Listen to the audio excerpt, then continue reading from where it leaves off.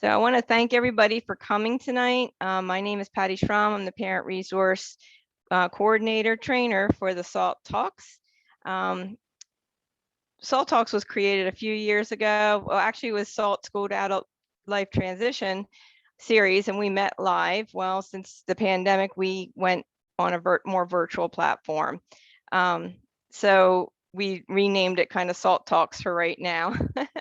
So we have this through I coordinate with Montgomery, Greene, Warren, and Butler counties for this program. And so we have several SALT leaders represented through those programs, and they attend here as well as tonight. So tonight's topic, we are looking at post-secondary education. This is part one. So we have a part one and part two. So part one tonight, we're going to be looking at, with Jan Goings, we're going to be looking at the UC program. And then we have Mandy, and I'm not sure how to spell your last name, Mandy. Is it Mernedakis?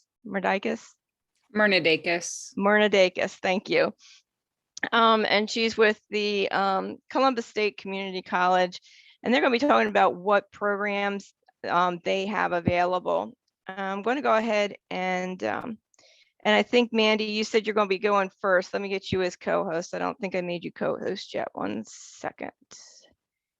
Find your name here. There we are. Okay. I made you co-host now, so you can share your screen. I think post-secondary is one of those topics that are, as we're going through transition, trying to comprehend the transition to a college life, to classes. Your child might be, moving on to a campus away from, home. So those things are kind of a challenge, and our speakers are here tonight to help with those questions. So I'll go ahead and turn it over to Mandy. Okay, hi everybody. Thanks for joining tonight. My name is Mandy Mernedakis, and I'm representing Columbus State Community College in downtown Columbus. And so tonight I'm probably not going to share my screen. I'd rather just talk. I don't like following PowerPoints. But tonight I'm just going to share two separate certificate programs that we offer for students with mild developmental and intellectual disabilities. And both of these programs are very similar in the way that they're laid out and the way we operate them and the way we register students. And so I'll briefly touch on the focus of each of those programs and the layout of the program, and then maybe a little bit about the application process. So many years ago, we began, probably over a decade ago, we began what's called our Human Services Assistant Certificate Program. And that, like I mentioned, is a program designed for students with disabilities, but that have a desire to want to develop helping skills and support adults that may have more moderate or significant disabilities in some type of a day program setting. Or we kind of have a couple of different focuses in this program, or they could learn how to support senior citizens in a nursing home or assisted living type of setting. So what that could look like is, our students may spend the day at a day program or an assisted living center, supporting individuals with different physical needs that they might have. They might create activities for them to do and facilitate those activities. They might go out into the community with the participants and assist in whatever way necessary. So it's really the fun parts of helping people. It's definitely a helping skills program. They're not really responsible for, any kind of medical needs or personal care needs or medication needs and things like that. It's really just supporting folks and directing them and helping them learn or, do activities together with them. So it's a very rewarding program. So that's the focus of the Human Services program. And then we have our sister program that came along about 5 or 6 years ago.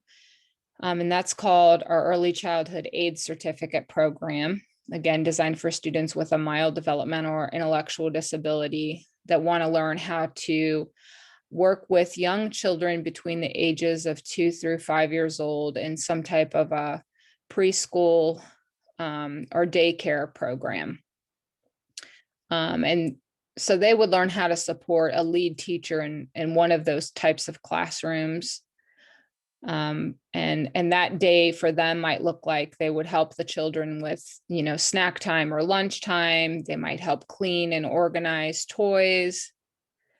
And then the more important parts are engaging with the children and, singing songs during circle time and helping them learn their numbers and colors, or reading books, or comforting them through nap time. So it's a very hands-on setting, a very loud setting for students. So we always try to help them understand that they would need to be able to be flexible, and it can be very stimulating sensory wise for them. So those are the two focuses. They're both really just people focused types of programs. So students need to have the ability to look outside of themselves and identify needs and recognize that that's their opportunity to maybe jump in and help those people. And they have to like people, because they're either working with children or they're working with adults or young adults or senior citizens. So those are the two focuses. In our program, students have to be able to commit to going to school for 1 year. The programs are a 1 year long part-time program that's broken up over 3 semesters. And students begin these programs together as cohorts, separate cohorts of between 12 and 14 students in each program.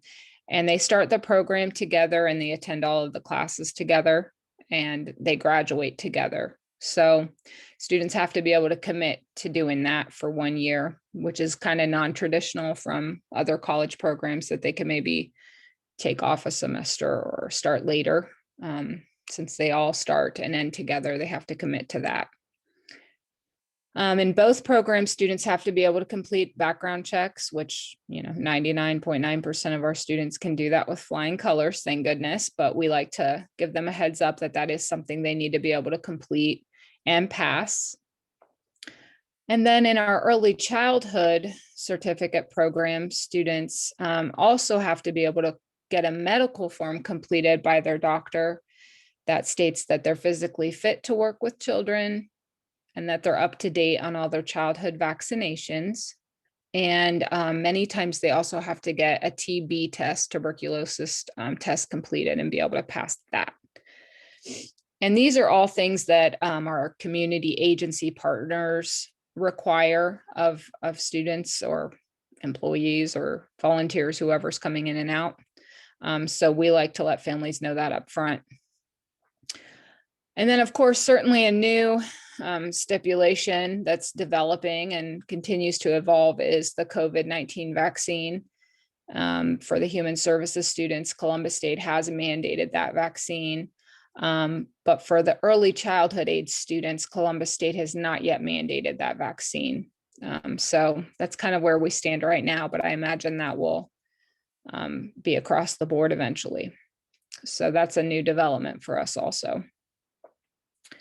And so, like I mentioned, the program is a 1 year part-time program. Students start during our summer semester. That's the first semester they begin, which is kind of non-traditional, but it's a great time for students to be on campus. It's much quieter. They get a chance to kind of get more acclimated to their surroundings, and we hold scavenger hunts, and it's just really a nice long orientation into the program and getting them ready for what it's like to be a college student, and then eventually prepping them for their practicum or their internship that they begin in the fall. I should mention all of the classes that students take in the certificate programs are focused on whatever field of study that is. So human services students take only human services classes, and early childhood students take only early childhood classes. Students aren't required to take any, general educational classes or prerequisite types of classes. which is nice. So they're not taking, math or science or history or things like that. So it just has a very core focus on whatever they're studying. And they are all for credit, and they can transfer as college credit into any other type of degree program that would make sense for them to move into, if that becomes a possibility or makes sense for those students. Students are normally on campus in downtown Columbus 1 or 2 days a week. It's a very light schedule over the summer. It's an 8-week-long semester. And once the summer semester ends, they come back for fall semester, and that's a 15-week-long semester. And again, they're on campus 1 or 2 days a week, taking those core classes. But in the fall, at that point in time, we place them at their practicum agency, which, we try to keep as close to home as possible. COVID obviously has really dented that, but that is always our goal. And then students complete between 10.5 to 14 hours a week at their practicum site. And they split those hours up between normally 2 or 3 days in either program, depending on, their needs and the agency's needs. And those are non-paid internships.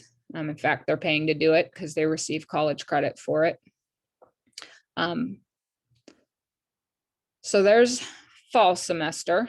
So once fall semester ends, they go on a 6-week-long winter break, and they come back towards the middle or end of January, and they complete their third and final semester, and they basically repeat what they've just done. They're again on campus 1 or 2 days a week, taking new classes, of course.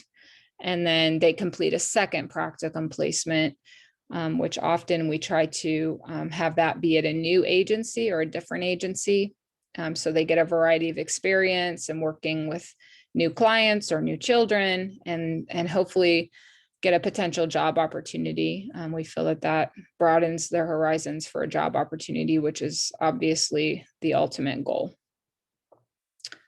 And then at that point, they graduate from the program at the end of spring semester. So modifications to the program, we modify our program to about a 5th grade reading level.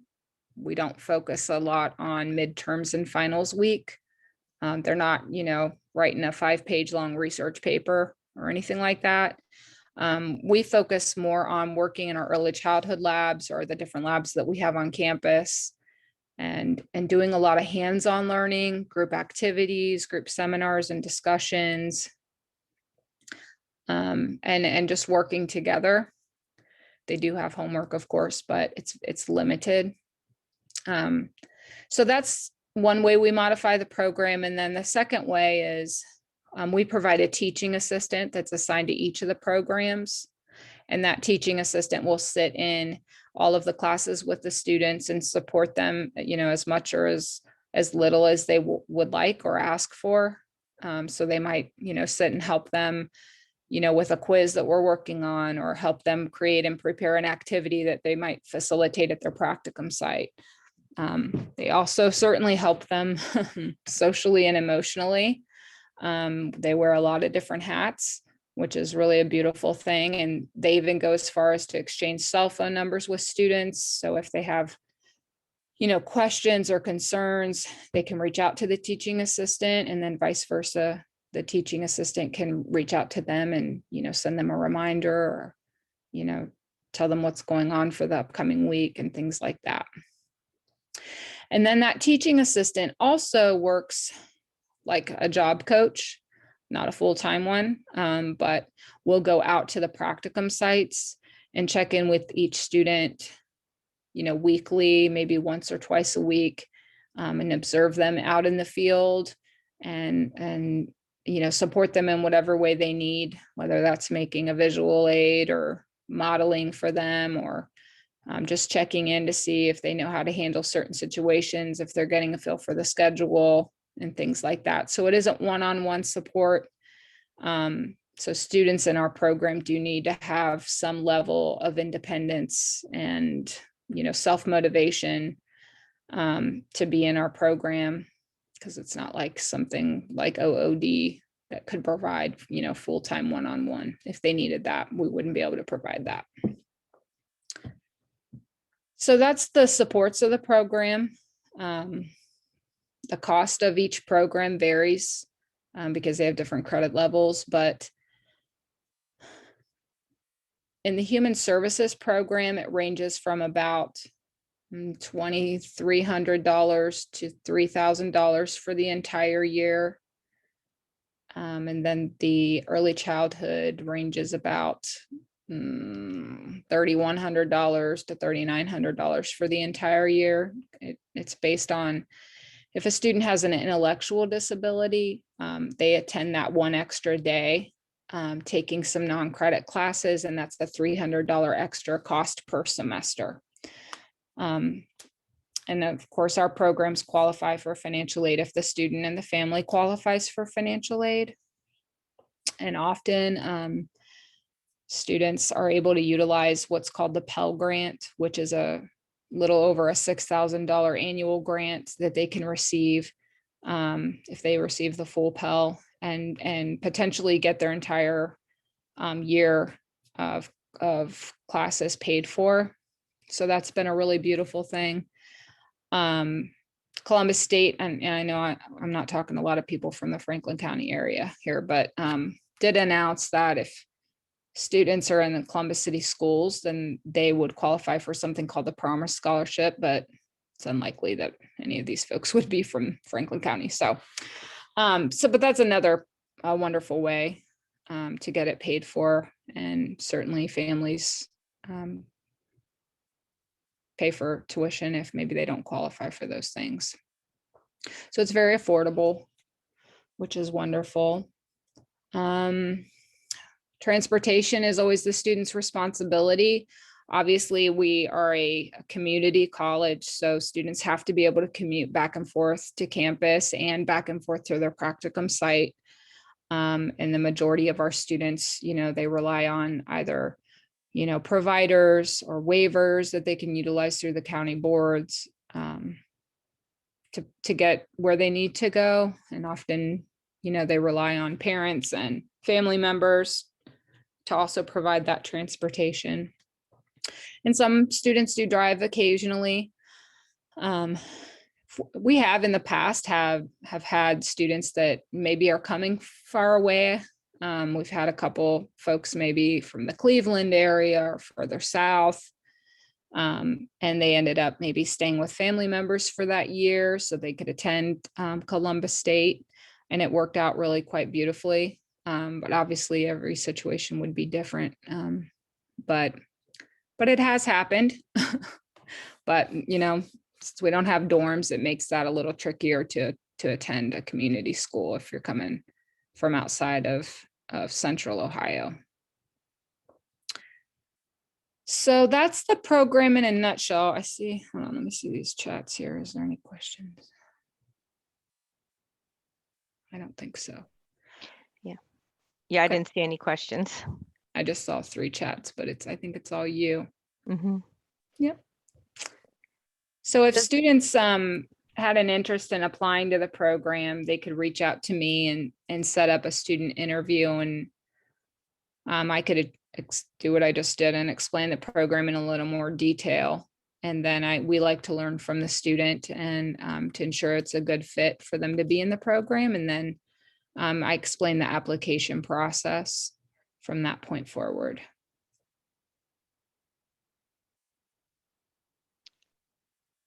Is there any questions at this point for Mandy? You can, as we go on, if you think of something, you can always add it in the chat box. Mandy, I have your contact information, but if you could put your information, if someone has a question or wants to reach out to you, that they can know how to reach you. Or if after this call, if you're thinking who do I contact, you can always email me. It's fine too. Okay. Is there any questions for Mandy at this point before we move on to hearing from Jan at UC? Let's see, I see nothing at this point. So, okay. So thank you, Mandy, and I'll turn it over to Jan. Are you sharing your screen, Jan? I am. I always learn something from my colleagues when they talk about their programs. So thanks, Mandy. All right. I am going to share my screen. A lot of screens here, so I don't think that did that yet. So.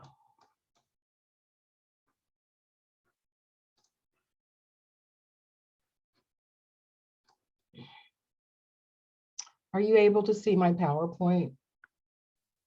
Yes. Thank you. I'll keep the sidebar up. It's a little easier for me to navigate. So thank you for inviting us. I am with the University of Cincinnati. Go Bearcats.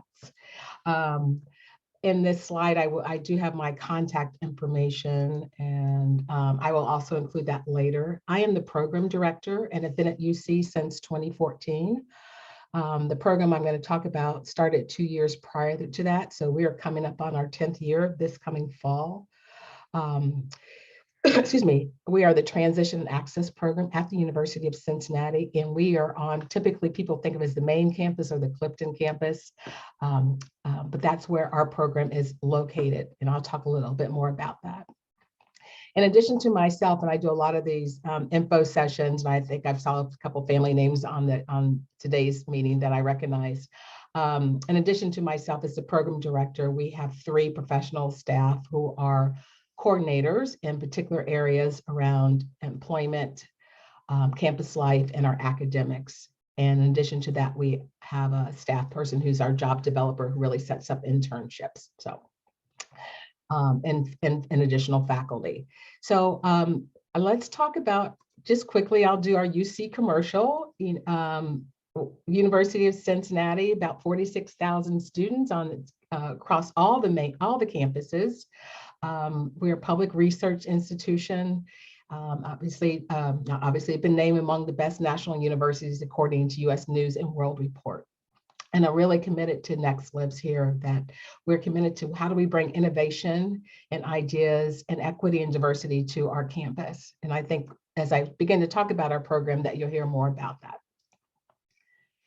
Just some quick facts about UC, and the reason we like to present that is because we are part of the UC fabric, and so I think it's really helpful when people are thinking about colleges or post-secondary programs, at least in our conversation, is you're not only looking at that academic program, you're looking about what that college or university has to offer, those amenities, those experiences. So I actually need to update this, but about a year ago, about 26,000 undergraduate students, about 414 degree programs across the University of Cincinnati, and a 17-to-1 student faculty ratio.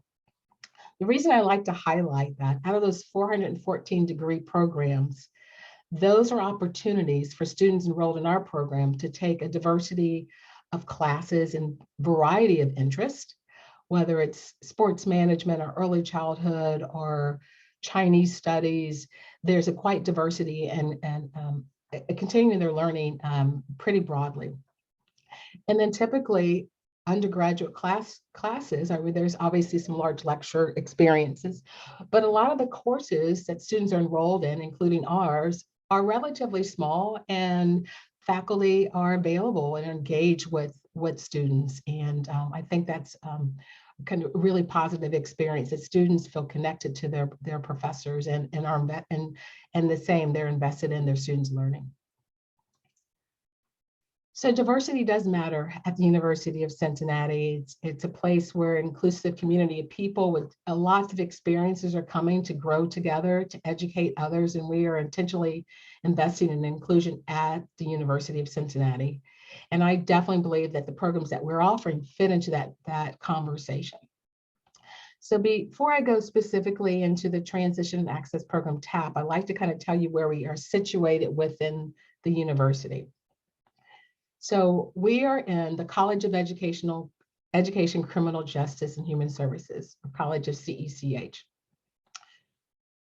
We are an academic program, and under CECH, these programs, which I'm going to just highlight, sit in a center called the Advancement and Transition Services, or ATS.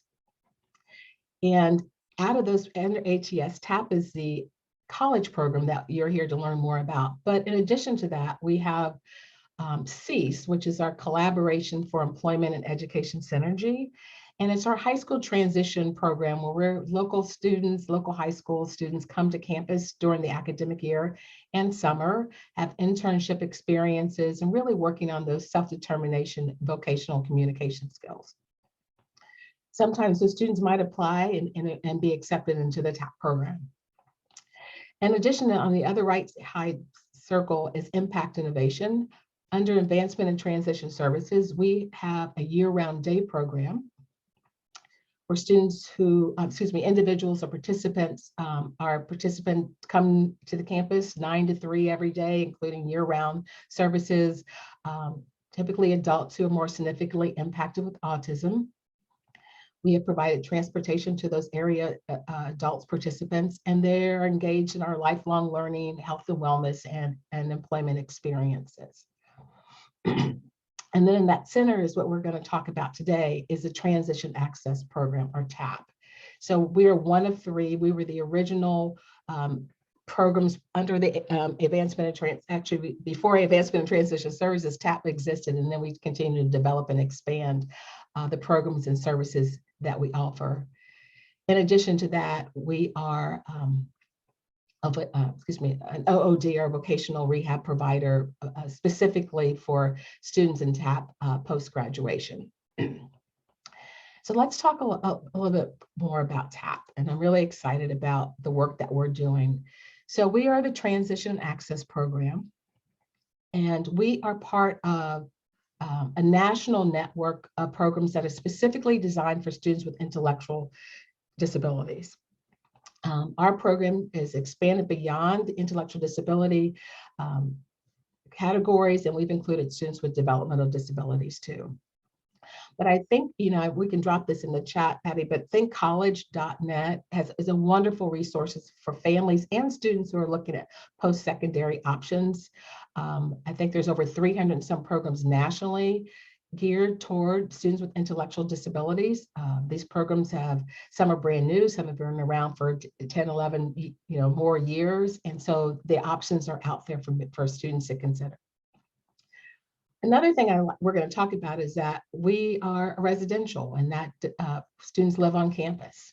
And we are a university recognized certificate program. Our program sits within the university on the academic side. So we're an academic program, as Mandy talked about. Students take courses, they receive support, but we're an academic program, such as if a student's majoring in engineering or psychology or social work or music, their major is TAP. And then all the other support services that are open to any student are open to students enrolled in TAP. The things I want to talk about just at the bottom of this slide, and I'll go into a little bit deeper, are our program outcomes. The purpose and our goal of our TAP certificate is to really develop and see these outcomes beyond graduation. So we're looking at students building community connections. And we see their 4 years at University of Cincinnati, a living learning experience, an opportunity to practice those skills, learn those skills, so they can take those skills beyond that 4-year experience and build those community connections in their desired community beyond graduation. Our goal is to help develop those independent living skills. This is part of their major, their core curriculum, their experiences. Employment is a huge factor, is a huge goal for us, helping them think about career opportunities and giving those work experiences. For college, I think for most young 18 and 19-year-olds, it's about social relationships and healthy boundaries and planning their social life. And so really helping to think about what does it look like as a young adult in creating healthy social relationships and kind of problem solving and figuring out what's important to them. The last two are lifelong learning. Our goal with our students, yes, you're in an academic college program, but you will always be learning well beyond a formal education, whether it's on your job or a new app on your phone, and to be able to seek out that information and the resources and know what your interests and strengths are around that and developing that lifelong learning passion. And then finally, I think really what that key driver into all of this is this self-determination. I know families on here have heard that many, many years, but our goal is to really help students identify their strengths, their assets, the supports that are in place, being able to ask for assistance and know when they might not need support, but really to be the driver of their not only college experience, but what for their future career, their career path, their life path. And so really working on that self-determination experiences in a safe place where you struggle, grow, succeed, and figure out your passions. Jan, it looks like there was a question. Okay. There was a question about the C's internship experience. They're asking if it's a paid internship. I don't know if you're gonna cover it later or if we have to go back. For C's, I believe maybe some are, but I can't speak specifically. I can talk about our TAP. I can talk about our TAP ones. I think there were a couple of times where some of the C's, it's more work-based experience versus at full, paid hire on. And because those are high school students coming during the day for a couple hours, maybe a Monday, Wednesday, they wouldn't necessarily be hired on for the university because they're still considered high school students. I hope that helps. For our students, I'll talk about our internships. So for TAP, I do want to share a little bit about this. We typically have about 25 to 30 students enrolled. We can go up to 40 students. We have not ever made it to 40 students, and that's total. So over between freshman through senior year. Like I said, we are a 4-year, and I'll go into that a little bit in more detail, but we are a 4-year college program, and I'll tell you how we design that. But typically we have about 25 to 30 students.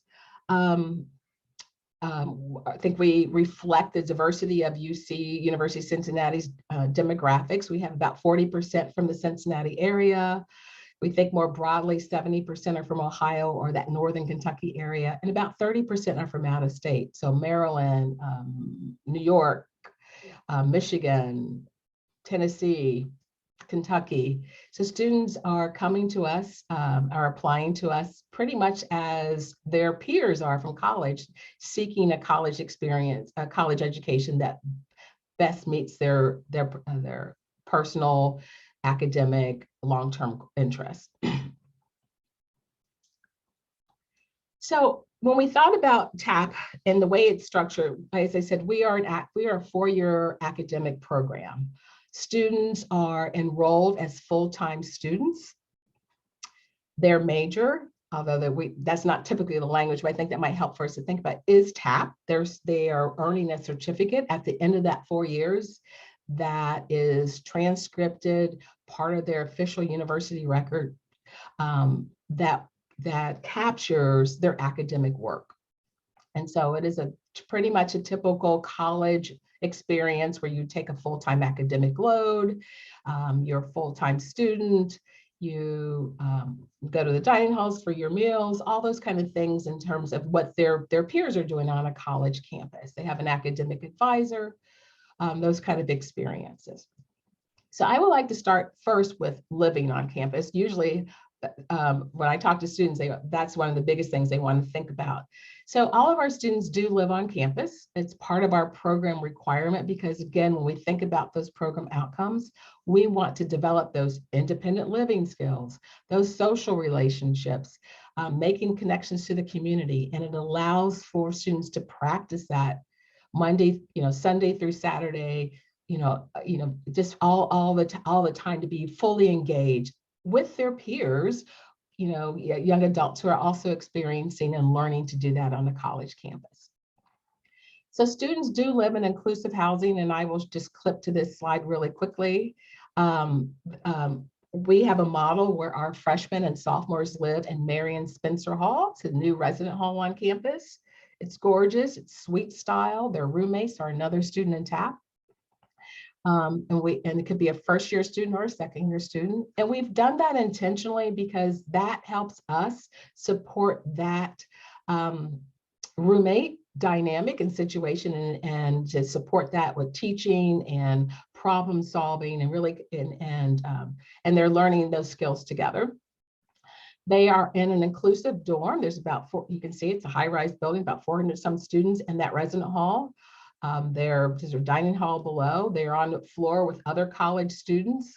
And as any resident hall, their students are required to swipe in with their ID card. There's resident advisors, always someone on call, and we support students in understanding whatever supports they might need and how to access those supports. But they are living independently in that resident hall, and they've actually done extremely well. So freshmen and sophomores live in that brick building. And then there's a glass building right next to it. Actually, they're all connected. That is Scioto Hall. And Scioto is actually an apartment style. So 3 to 4 students live in a 2-bedroom apartment. And there actually is a kitchen in that. And we intentionally done that, moving from what I would say traditional suite style to an apartment style, so that as we build our curriculum or their courses, we actually have a daily living class and then kitchen and grocery shopping that we're teaching students to be able to develop those skills, do some meal preparation as they think about what life looks like beyond college. And then sometimes we have seniors who move off campus, which is a very typical thing that other college students do. It's not a requirement, but they might move off campus in the Clifton area. Let me go back to this slide where there's some other details I like to offer. Students live on campus. One of the things that we do is when students are admitted, they attend a summer orientation. There's a 1 week online, and then there's a second week that's in person. And we live in the dorm. I say we because I stayed there with them for the week, and it's so fun. But it gets them to have that experience living in the resident hall, kind of learning their way around campus, figuring out how to navigate the dining halls, figuring out what I really need to bring for my dorm room. It allows parents to kind of see that experience. And so we really, we talk, they meet the university police and the safety things that we really talk about on campus and to support that. And so, that's been a really helpful part to that transition to college life for students. And we talk about the resources. If I'm in my dorm room and I'm upset about something, who can I call? I can obviously call home. Maybe you want to talk to an RA that's on call. And so kind of helping them support those through really knowing what those resources are. So for our students, in addition, I always say, in addition to what is offered to every UC student, we have made a commitment to offer another layer of support. This is what makes our program unique. Than just being a particular major. We say as students, and we know our students, that we want to offer another layer of support beyond a resident and RA, right? Or that team that does amazing work and support. So our students have a life coach, and a life coach is another student that is supervised by one of our professional staff. And they meet with that student once a week. They're not on call. It's a scheduled time, but it's really a peer-to-peer support to help that student with some goals that they might have set. If there's something that's beyond that, then our professional staff steps in and we work with our resident life team, or we might do some additional support outside of that structure for students. But that is our resident team. Students have several dining halls they can eat on campus. They have their UCID card that will swipe them into, they have to the movie theater or the football games. And we really support that, making those connections, really navigating campus. Let me jump here on the other slide here. So this says live, work, learn, and lead. So that living piece we found that to be really important for students in that growth. And I will tell you, when our students go home for fall break or Thanksgiving break, one of the things that parents say, oh my word, there's just been so much growth and maturity. There's been so much growth and independence. Why? Because they've had to do that every single day, being away from home. Like I've got to be in, or if I'm going to do my laundry, if I'm not clean clothes, I need to do my laundry, right? If I'm going to eat, I need to make sure I'm following my schedule, getting up and getting to the dining hall to eat. If I'm going to be successful in class or be able to communicate, I need to make sure my cell phone's charged. I need to have a laptop. And so really kind of doing that every day in a place where it's supported, you really do see that growth for students. I'm going to watch my time. There's another question out there. Asking resident advisors. So resident advisors, that's great. RAs are resident advisors. The training that they get is actually quite comprehensive about supporting all students on campus, right? So dealing with problem solving and mental health needs and roommate conflict and mediation. And then there's always a professional level person on call to support any higher level needs. And then we have great partnership for many years with our resident life team. We do ongoing trainings with them. And then their leadership team and our leadership team meet at least monthly to talk specifically about how things are going and support. And so then that can filter down to those directly engage with students. And then we actually have input or make some recommendations on RAs that are on those floors. Thanks for the question. And then I want to watch my time, Patty, so cut me off. So work, obviously one of the biggest outcomes for our students is employment, right? So we definitely want that independent living and problem solving and executive function skills, but we also want students to lead into employment. So we begin, it's when students apply to us, some have come with volunteer experiences or internships, or maybe not, but we begin that freshman year looking at career exploration. It's a course that they actually take. And we use opportunities on campus to explore different careers and do a lot of inventories. And then moving forward, sophomore through senior year, in addition to taking a full academic load, about 4 or 5 classes, they also have an internship, and it might be 2 to 3 hours a couple times a week. Those internships develop. Our goal is to have students have more exposure. And our goal is by that senior year, they're taking less courses, but they have more opportunity to work. So our goal is to get students up to about 15 to 20 hours in employment. Sometimes that employment could be their post-graduation job if they're local. But again, as I said, we have students from all over. So our goal is to really help them identify employment opportunities or career paths that can lead to long-term employment and connect with services to help them find that employment beyond graduation. So students have come to us a variety of interests, working in childcare, horticulture, hospitality, or clerical, or theater and arts. And our team is really trying to help students fine-tune that interest by experiences and then develop internships, paid or not paid, to really explore those interests with students. They create a digital portfolio. And again, that additional layer of support is they will have a job coach provided by our program that is trained to support them on their job. And are supervised. Sometimes if a job is off campus, we're going to work with them in taking public transportation or Uber or Lyft. So that, again, whatever is needed, we're going to help support students in being successful. We have students who are working in advocacy work. I have a student who's been connected nationally doing some advocacy work. We have students working in childcare settings. We have students, and UC has a wonderful horticulture program and students who are developing interest around there. Students in podcasts and media broadcasting. And so it's kind of as others and things in marketing and campus events. So our goal is to keep fostering those interests and help supporting them. All right, so live, work, learn, and lead. So as I said, as we started, we developed this program to really reflect what a 4-year college degree program looks like and how it's structured. So what does that mean? Students are full-time students. They take about 4 to 5 credit hours of TAP classes that are very clear about what they should take from freshman through senior to earn that certificate. Those foundational skills increase and are built on over those 4 years around self-determination, social connections, independent living, and that academic piece around writing, executive function skills, So it's 96 credit hours earned over those 4 years. Many students hit a little bit higher than that.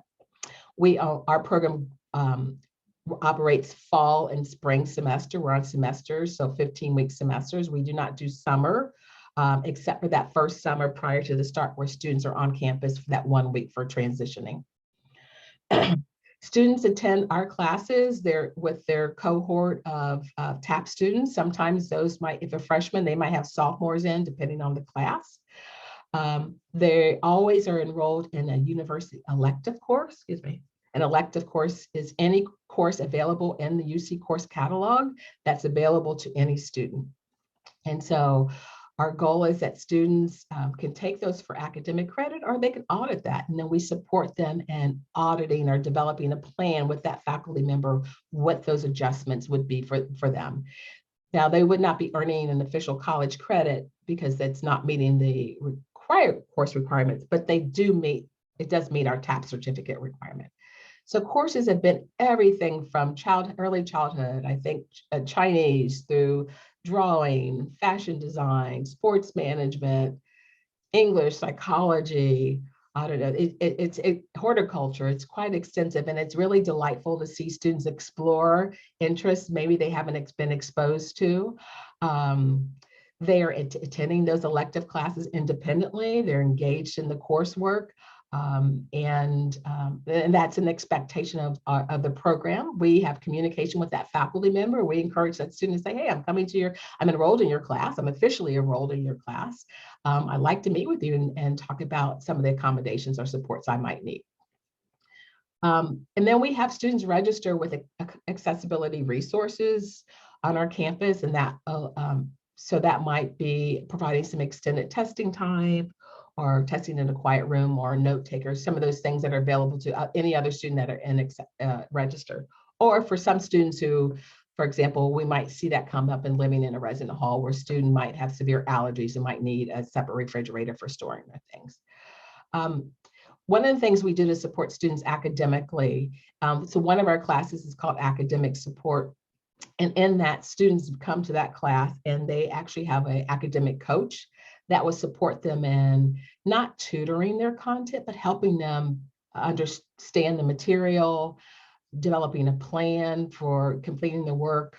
That course is taught by one of our faculty members. And then students are required to attend at least one night a week for study tables. That's supervised too. So there's a lot of academic support. Sometimes students don't have a lot of homework because they've completed it. And so we said, what are some things? Check your emails. One of the first things we say, you can imagine as a college student, they get a lot of emails. And so figuring out what's important, what they need to respond to. Some of the classes we have are writing, a lot of the things around healthy relationships, financial management, our daily living class, health and wellness, first aid. And we have, it's just quite broad, and you can think about this key foundational life skills. And then finally, that fourth leg is leadership. Really important that when students are having, we believe that 4-year college experience, it is about learning, it's about working, and it's about living, but it's also being a member of the University of Cincinnati's community, right? So our students are connected with each other, but they're not limited to just other students in TAP. We go, there's 46,000 students out there, go meet them. And so we want to support them in engaging in student organizations and clubs. I just had a student that was out somewhere, I think Toledo, he's on the dodgeball team, UC's dodgeball team. And with that team, they went out of, I think it was up in Toledo, and competed, and they won. They won. And so it's really neat when you see students really grabbing hold of an interest and really taking advantage of what college can offer. So they are members of student organizations. They are TAP ambassadors. Often they do presentations for us. They presented at national and state conferences, which is really exciting. Here's some other clubs that they might be in. A number of our students have found religious-based organizations to be really welcoming and supportive of them.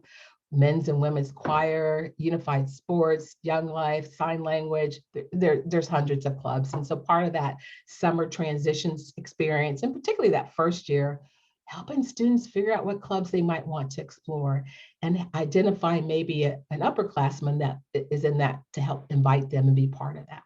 So we really do work on that sense of community for our students as a core foundation, but then say, if you're comfortable there, great. But if you want to expand your network, let's figure out how to also do that also. So it's really exciting to see.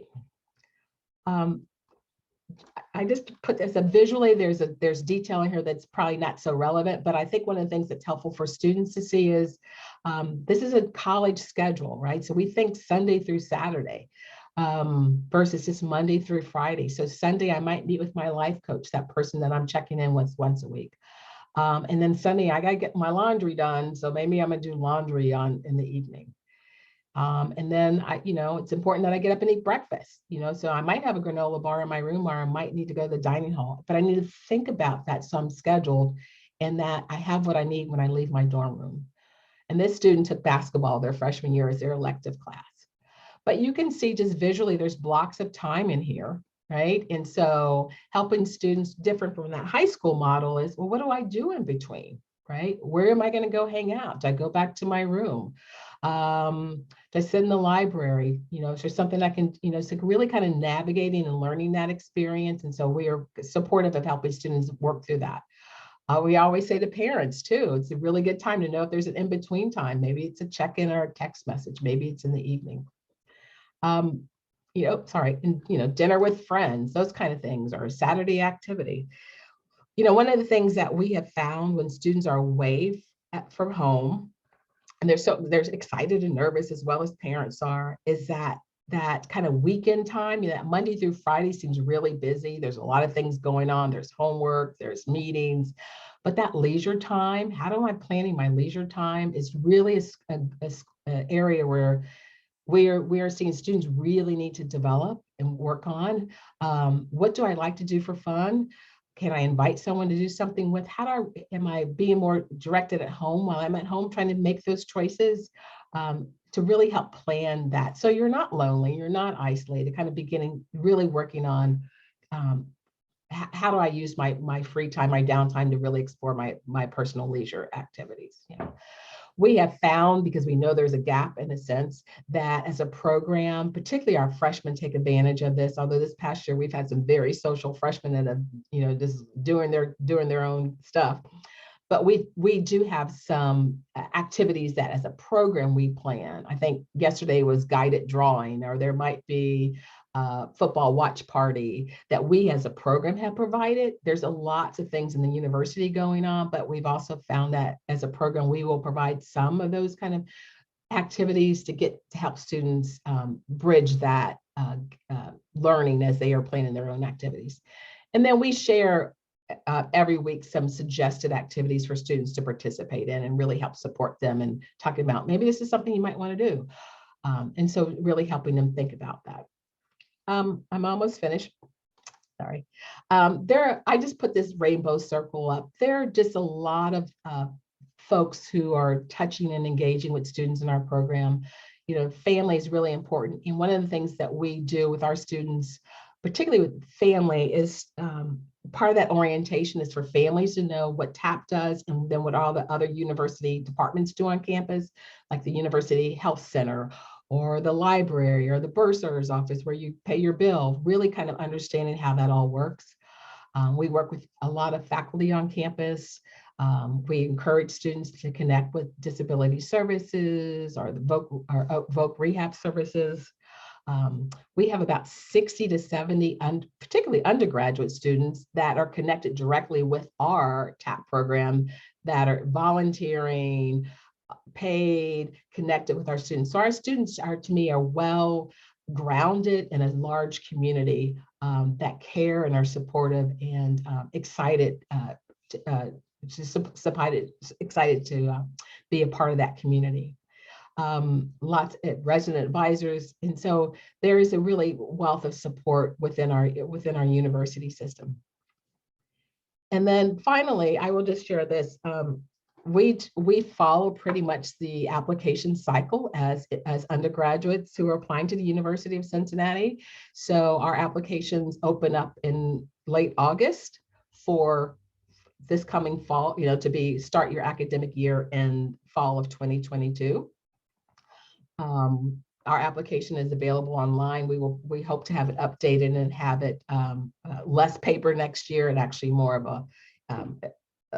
a system that you can actually submit. We're working on that to be better integrated within the typical admissions process. But when we think about candidates, we're looking at students who, to the best ability, understand that it's a 4-year program and are able to and think about committing to that.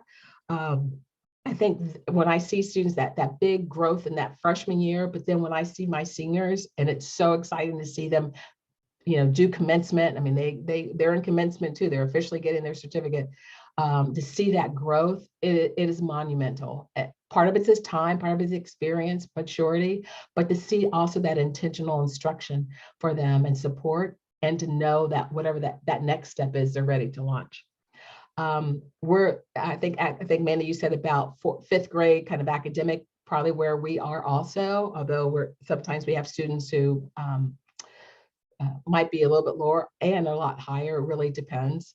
We support students with an intellectual and developmental disability. So that's quite broad in who we are supporting. Typically, we would say our students would not meet the admission criteria for the University of Cincinnati. And our students are coming in to enroll in the TAP program.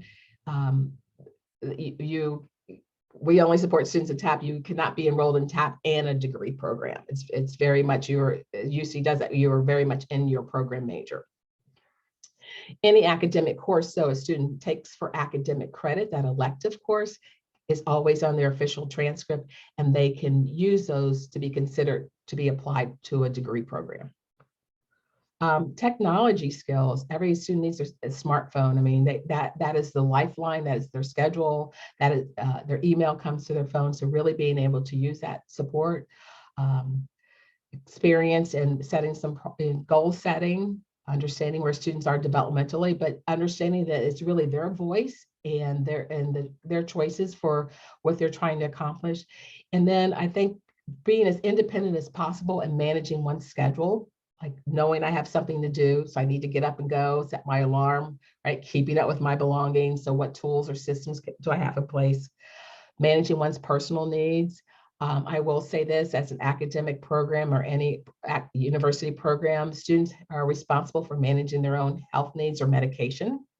So that's definitely an area where we've seen where we say to students and families, if that's something that needs a skill to be worked on, managing your medications, there certainly could be check-in with families, how that's going, or refill of pill boxes. But we, as an academic program, would not in touch with students' medication. If a student had health needs, they can access university health services.